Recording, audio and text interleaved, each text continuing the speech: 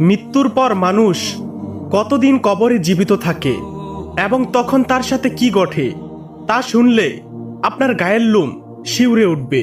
মৃত্যু এমনই এক শব্দ যা ঘটা মাত্রই মানুষের দুনিয়ার সাথে সকল সম্পর্ক বিচ্ছিন্ন হয়ে যায়।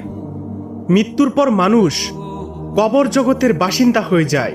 দুনিয়ার সাথে তার আর কোনো সম্পর্ক থাকে না। যখন মৃত ব্যক্তিকে কবরে দাফন করা হয় তখন থেকেই সূচনা হয় পরকালের জীবন। মৃত ব্যক্তিকে কবরে রাখা মাত্রই তার দেহের মধ্যে দ্বিতীয়বারের মতো প্রাণ ফিরিয়ে দেওয়া হয়। তখন সে আশ্চর্য হয়ে যায় এবং কান্না করতে করতে বলতে থাকে, আমি এখন কোথায়? এটা কোন জায়গা? আমার ভয় লাগছে। এখানে এত অন্ধকার কেন? এখানে এত কাদামাটি কেন? তখন উপর থেকে এলান আসবে, তোমার মৃত্যু ঘটেছে। এই সময়টির সম্মুখীন আমাদের সকলকে একদিন হতে হবে।